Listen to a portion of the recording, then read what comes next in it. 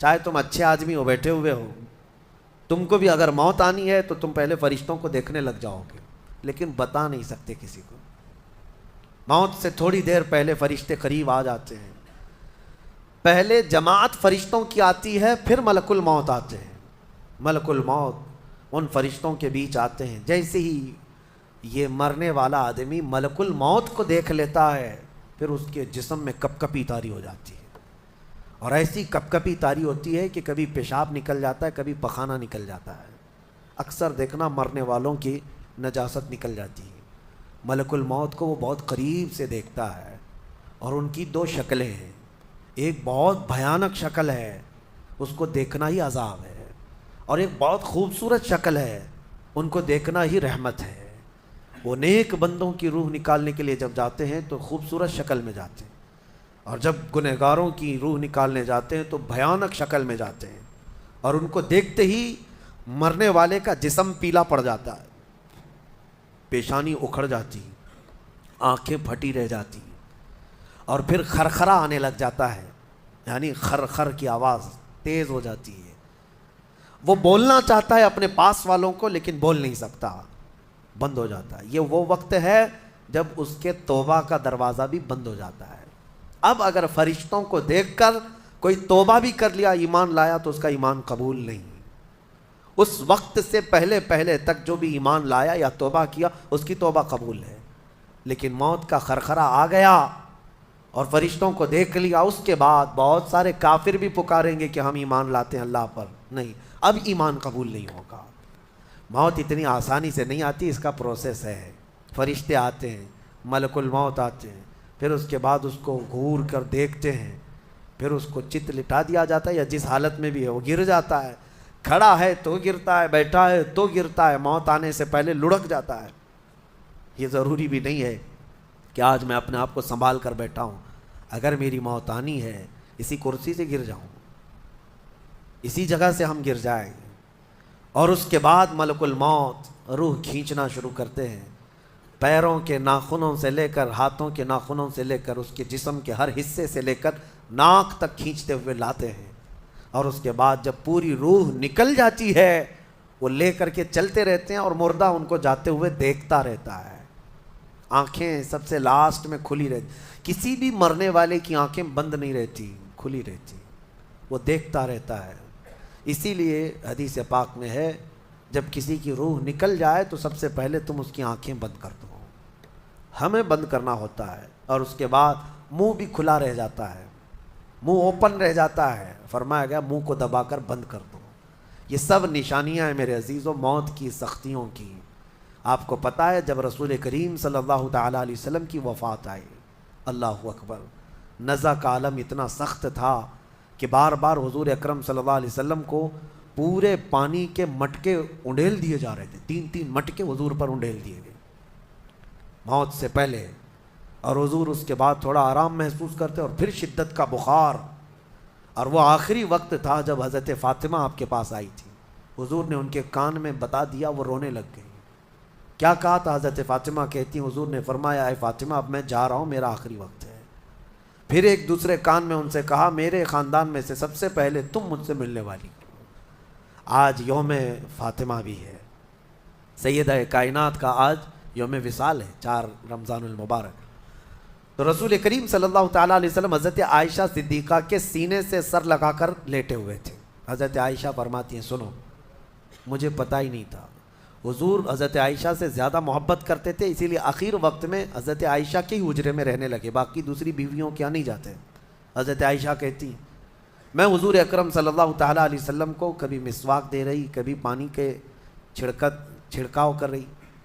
تھوڑی دیر کے بعد حضور اکرم صلی اللہ تعالیٰ علیہ وسلم لیٹے لیٹے اسی طرح رہ گئے۔ حضرت عائشہ کہتی ہے میرے سینے پر حضور کا سر تھا، وہ اتنا بھاری ہو گیا مجھے لگتا تھا کہ میری پسلیاں ٹوٹ جائیں گی۔ یہ حضرت عائشہ کہتی ہیں مجھے ایسا لگتا تھا کہ میری پسلیاں ٹوٹ جائیں گی۔ ہوا کیا تھا؟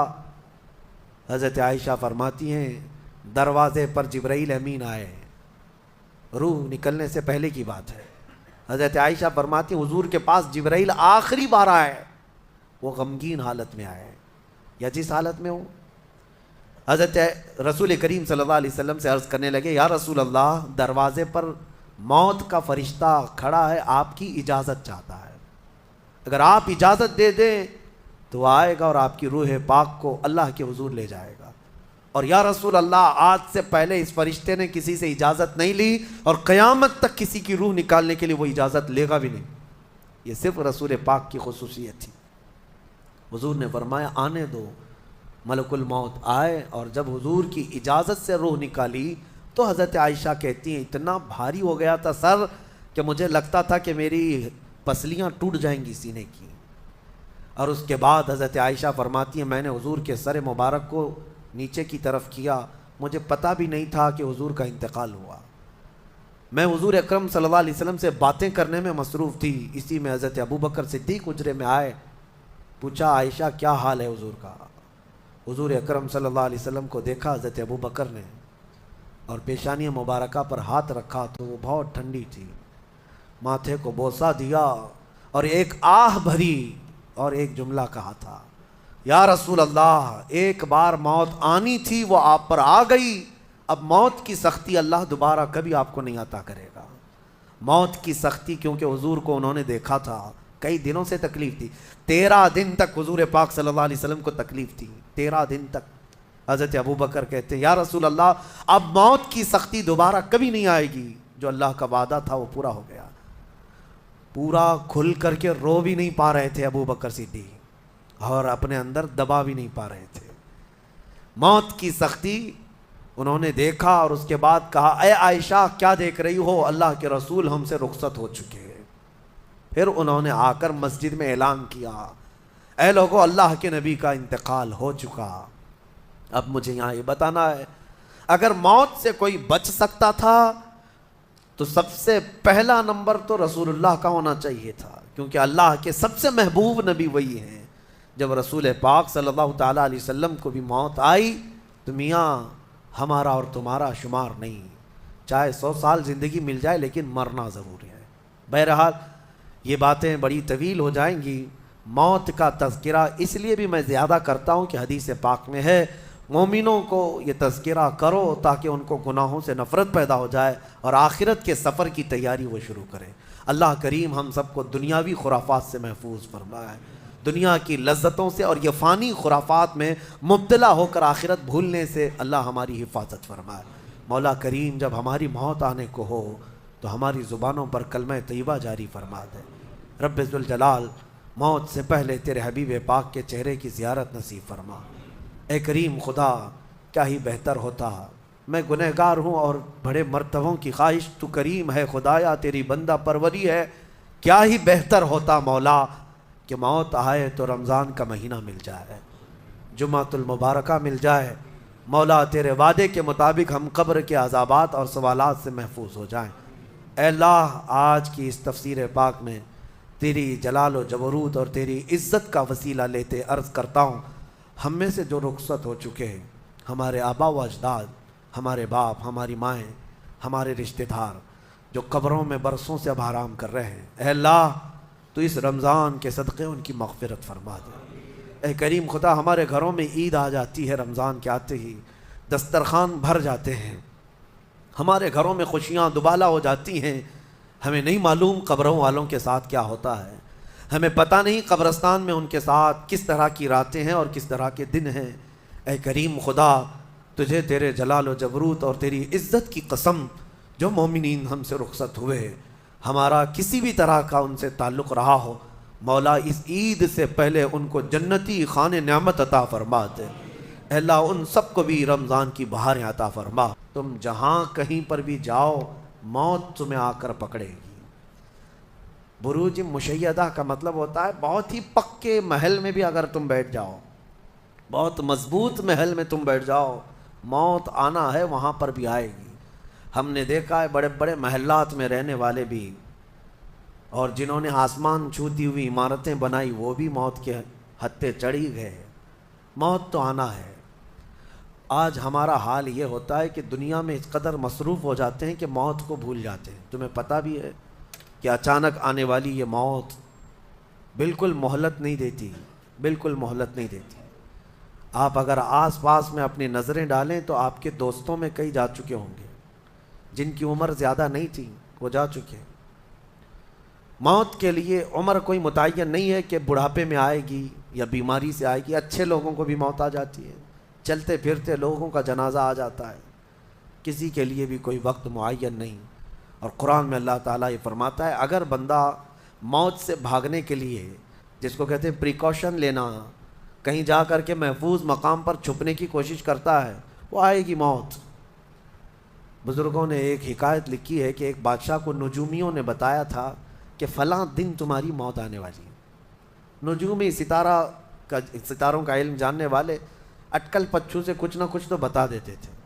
تو اس بادشاہ کو نجومیوں نے جب دن بتایا، اس دن اس نے کیا کیا، ایک ایسا حجرہ، ایک کمرہ بنایا جس میں کوئی چیز آ ہی نہیں سکتی، کوئی چیز نہیں، صرف اس نے ایک سوراخ رکھا ہوا کے لیے، اور اس میں سے مچھر بھی نہ آ سکے، مکھی بھی نہ آ سکے۔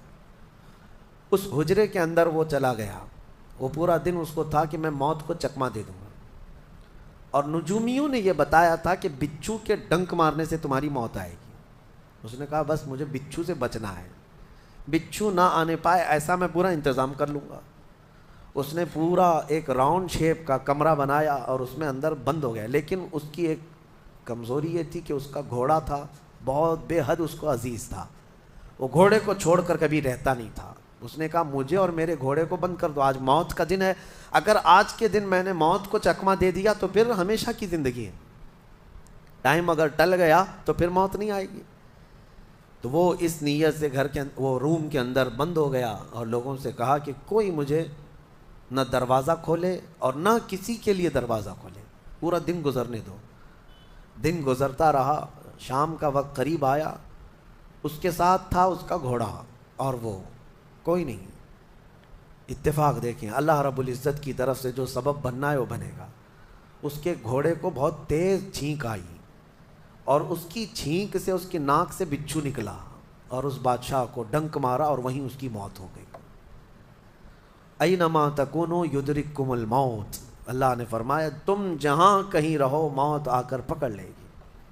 ہمارے علاقے میں ایک ڈاکٹر تھے، وہ کارڈیالوجی تھے، ہارٹ کے اسپیشلسٹ تھے، اور ان کے ہاتھ میں بہت سارے ڈاکٹرز پریکٹس کر کر کے بڑے ماہر بنے، ہارٹ کے اسپیشل ڈاکٹر۔ اور یہ اخبار میں بھی بات آئی تھی۔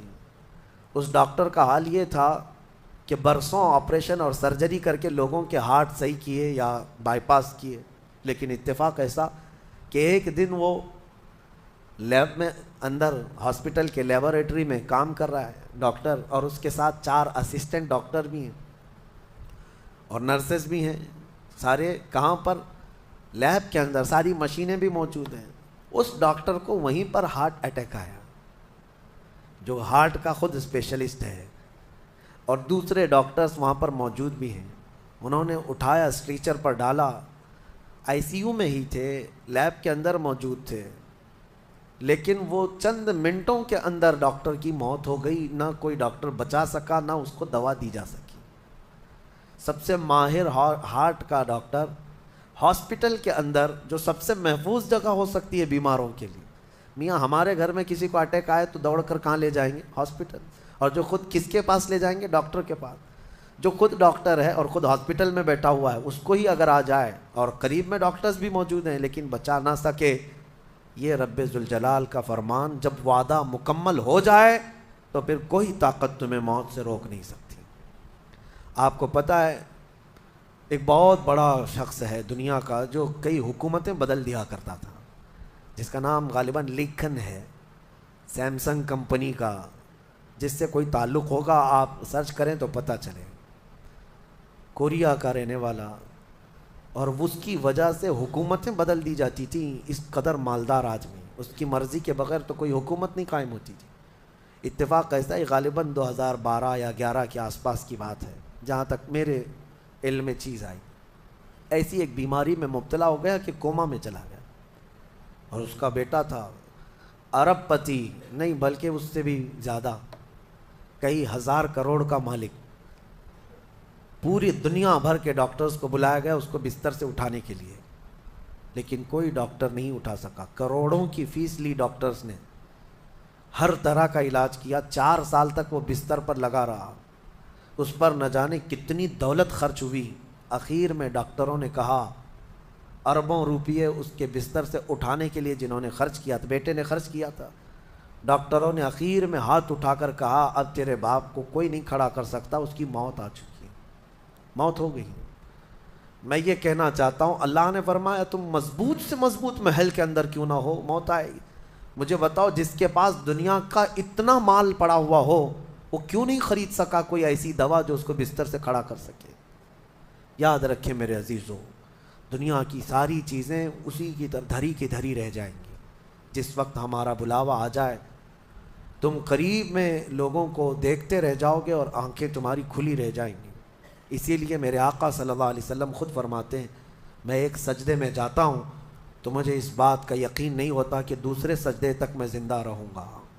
یہ سید الانبیاء فرما رہے ہیں, رسول رحمت فرما رہے ہیں. اور جس طرح سے آج ہم اپنی موت کو بھول بیٹھے ہیں, گناہوں کی کثرت ہو جاتی ہے, نفس غالب آ جاتا ہے, عیاشیاں شروع ہو جاتی ہیں. موت کا خوف ایسا ہے کہ خود میرے آقا نے فرمایا سب سے بہترین نصیحت کرنے والا تمہاری زندگی میں اگر کوئی ہے تو موت ہے. لوگوں کے جنازے دیکھو اور ان کی بے بسی دیکھو, ان کی مجبوری دیکھو, اور اس کے بعد تم بھی محسوس کرو کہ تمہارے ساتھ بھی یہی کیفیت ہوگی. وہ چھوٹی سی قبر, وہ چھوٹی سی ایک ایسی قبر جس میں نہ چٹائی, نہ تکیا, نہ اوڑھنا, نہ بچھونا, اور ہاتھ چوڑے کرو تو قبر کی دیواریں لگنے لگ جائے, ہاتھ اٹھاؤ تو اوپر کی تختیاں لگنے لگ جائیں. ممبئی والوں کو تو اور بھی چھوٹی قبر ملتی ہے, یہاں تو اتنی چھوٹی ہے کہ ٹیمپرری کھودی جاتی ہے کہ 6 مہینے بعد پھر نکال دینا ہے. میرے عزیزوں, اس ایک چھوٹی سی قبر کے اندر تمہیں برسوں بتانا ہے, برسوں بتانا ہے. اس جسم کے ساتھ وہیں سونا ہے. کبھی میں سوچتا ہوں ہماری آنکھیں اگر بند ہو جائیں اور ہمیں پتہ چلے کہ باہر فلاں فلاں چیزیں ہو رہی ہیں اور ہم کھولنا چاہیں نہیں کھلتی تو بے چینی ہونے لگ جاتی ہے, گھبراہٹ سی ہونے لگتی ہے. قبر میں یہی حال ہوگا کہ تمہارے اطراف ہونے والے سارے معاملات تمہیں پتہ ہوں گے. حتیٰ کہ حضور فرماتے ہیں قبرستان میں چلنے والے کے پیروں کی آواز تک تم سنو گے. مردہ سنتا ہے, سلام تو دور کی بات ہے, پیروں کے چلنے کی آواز بھی سنتا ہے. اور جب سنتا ہے سارے معاملات, لیکن آ نہیں سکتا باہر, کسی کو کچھ کہہ نہیں سکتا, بول نہیں سکتا. کیسی بے چینی ہوگی, وہ کیسی گھبراہٹ ہوگی. بڑے بڑے اولیاء اکرام, حتیٰ کہ سیدنا عثمان ابن عفان رضی اللہ تعالیٰ عنہ, داماد رسول, امیر المومنین, خلیفہ رسول, جب رات کے وقت مصلی پر کھڑے ہوتے اور قبر کی کوئی آیت تلاوت کرتے تو اتنا روتے تھے کہ ان کا مصلی آنسوؤں سے بھیگ جاتا تھا. صبح ان کے مصلی کو نچوڑ کر سکھایا جاتا تھا. لوگ ان سے پوچھتے آپ قبر کے متعلق اتنا خوفزدہ کیوں ہو جاتے ہیں؟ مرنا تو سب کو ہے. حضرت عثمان غنی فرماتے ہیں یہ ہماری پہلی منزل ہے, اگر یہ نکل گئی تو ساری منزلیں آسان ہیں. اینما تکونوا یدرککم الموت, اللہ فرماتا ہے. اور کئی جگہ قرآن میں یہ آیتیں آئی ہیں میرے عزیزوں. جانا ہم سب کو ہے, بہت تھوڑے ہی دنوں کے بعد آخرت کے سفر کی طرف رواں دواں ہیں. اسی لیے کسی بزرگ نے سچ کہا کہ دنیا میں جتنے راستے ہیں یہ لکھا تو جاتا ہے یہ راستہ فلاں شہر جا رہا ہے, فلاں شہر جا رہا ہے. حقیقت تو یہ ہے کہ سارے راستے قبرستان جا رہے ہیں, وہیں جا کر اینڈ ہوتے ہیں. ممبئی سے پونا جا رہا ہے راستہ, پونا سے بنگلور جا رہا ہے راستہ. بورڈ تو لکھے ہوئے ہیں, لیکن اہل تصوف یہ کہتے ہیں یہ تمہاری خام خیالی ہے, لیکن جس راستے پر بھی چلو گے اخیر وہ راستہ تمہیں قبرستان ہی پہنچائے گا. تمہاری زندگی وہیں جا کر اینڈ ہونے ہے. اسی لیے میرے عزیزوں, ہمیں زیادہ دنیا میں اتنا پھیلانے کی ضرورت نہیں. آخرت کے سفر کی طرف تیاری بھی ہو. میں یہ نہیں کہتا کہ کمانا نہیں چاہیے, کمائیں, گھر بنائیں, رزق کا حصول, معاش کا حصول سب کے لیے ضروری ہے, لیکن ساتھ میں یہ فکر غالب رہے ہمارے ذہن میں کہ مجھے سب چھوڑ کر جانا ضروری ہے. جب تک تمہارے ذہن میں یہ بات آتی رہے گی میرا آخرت کا سفر باقی ہے, تو ہوگا یہ کہ تم دنیا تو کماتے رہو گے لیکن اپنے مولا سے غافل کبھی نہیں ہوگے, غافل کبھی نہیں. میں وہ زندگی کی بات کر رہا ہوں. آپ جاؤ, فیکٹری میں جاؤ, کسی کمپنی میں جاؤ, کسی بزنس میں جاؤ, کسی جاب میں جاؤ, آپ کی دنیا ہے, آپ گھر بناؤ, لیکن ذہن میں اتنی بات رہے کہ میرا مولا مجھے ایک نہ ایک دن بلانے والا ہے. جب یہ فکر رہے گی تو آپ کی نمازیں بھی غائب نہیں ہوں گی, آپ کی آخرت کی یاد. اسی لیے میرے آقا نے فرمایا قبرستان جایا کرو. بعض لوگ یہ کہتے ہیں نا قبروں پر جانا شرک یا بدعت. خود میرے آقا صلی اللہ علیہ وسلم نے فرمایا فزورو, قبروں کی زیارت کرو. کیوں؟ فإنها تذکر الآخرہ, اس لیے کہ وہ تمہیں آخرت کی یاد دلاتی ہیں. مولا علی کرم اللہ وجہہ الکریم قبرستان جاتے. حضرت سعید ابن مسیب ایک تابعی ہیں, حضرت علی کے ساتھ قبرستان گئے تھے. حضرت علی نے زور سے سلام کیا قبر والوں کو اور پھر پوچھا ہے قبروں والوں کیا حال ہے تمہارے. اور اس کے بعد پھر حضرت علی روتے کھڑے ہوئے, آنسو بہنے لگے. حضرت سعید ابن مسیب کہتے ہیں مولا علی سے کیا آپ قبروں والوں سے بات کر رہے ہیں, وہ آپ کی سن رہے ہیں یا آپ سے وہ کچھ جواب دے رہے ہیں؟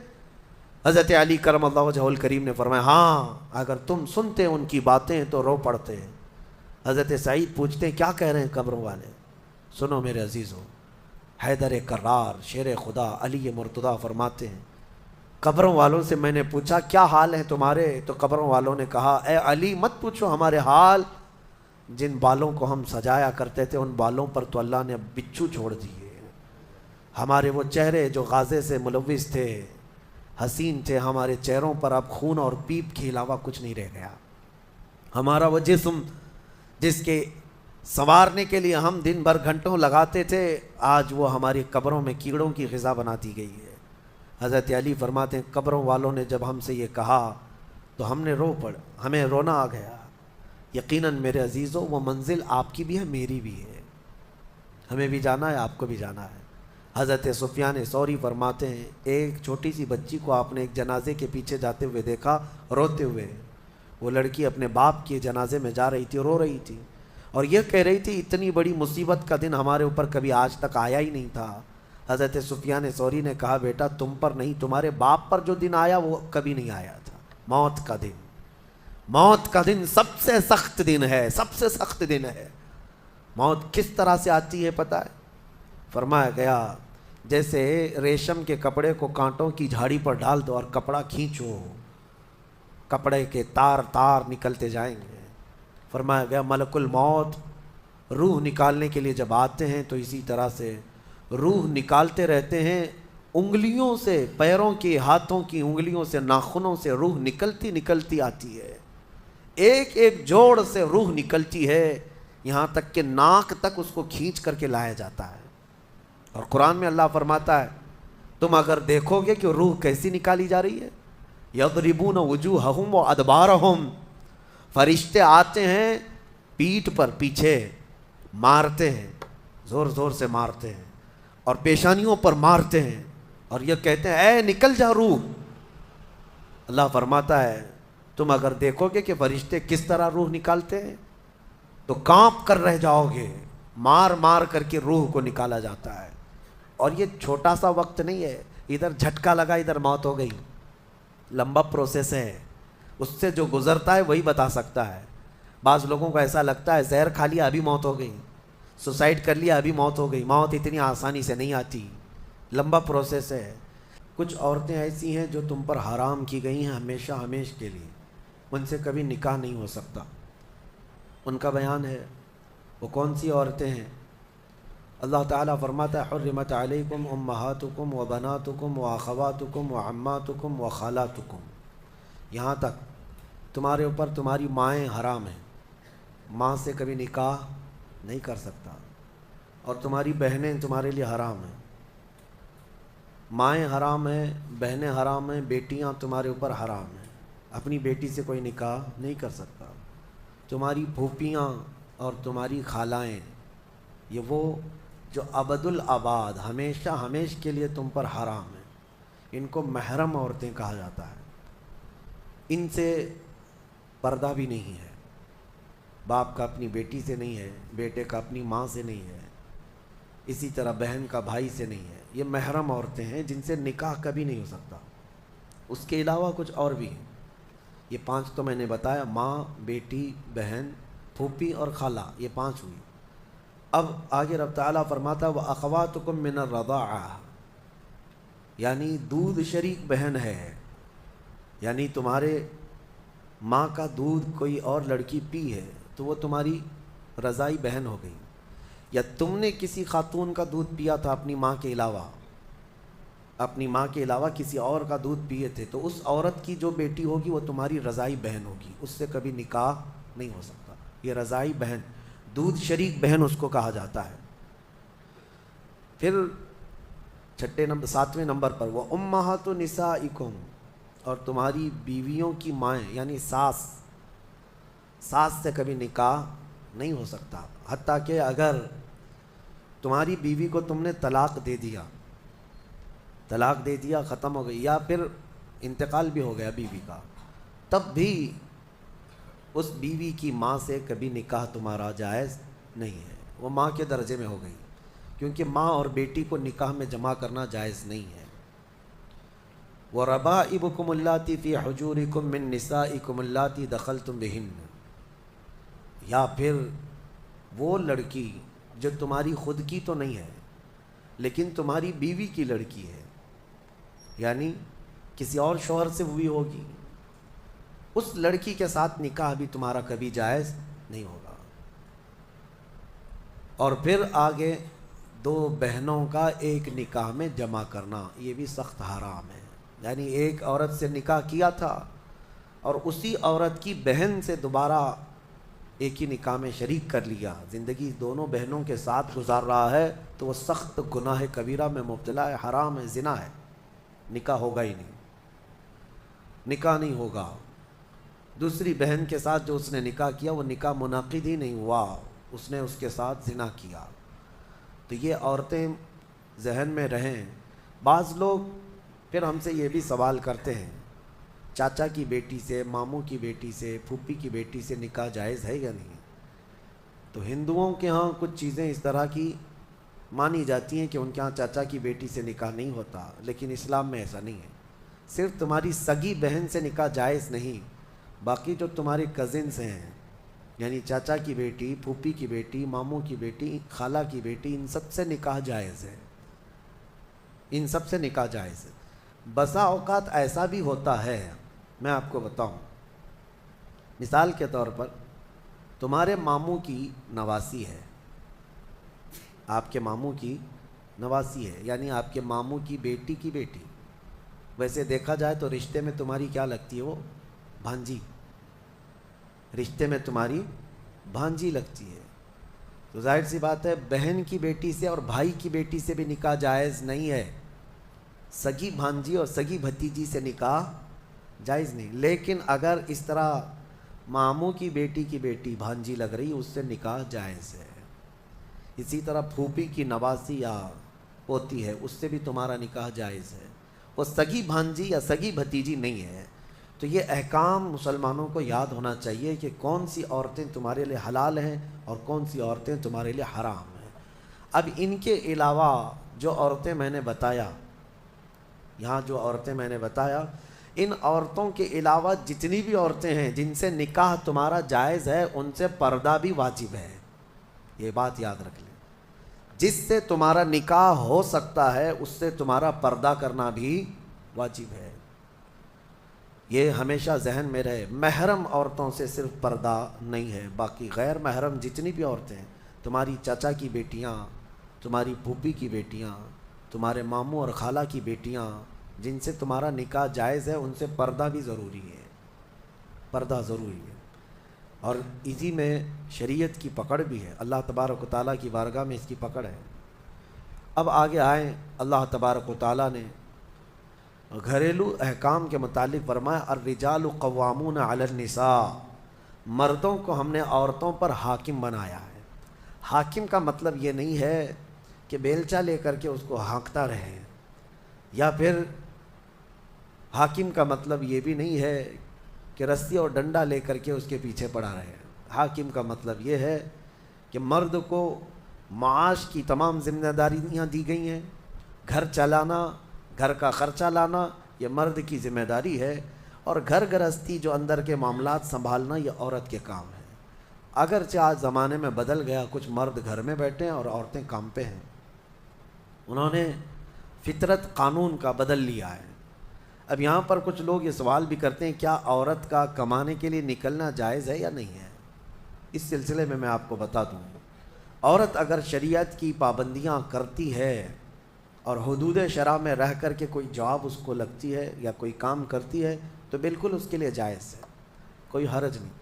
عورت کا کمانا اسلام میں کہیں پر بھی یہ نہیں کہا گیا کہ ناجائز ہے، جائز ہے، لیکن اس کے شریعت کے جو تقاضے ہیں اگر وہ پورا کر سکتی ہے تو دونوں کو ساتھ میں لے کر کے چلنا چاہے تو چل سکتی ہے۔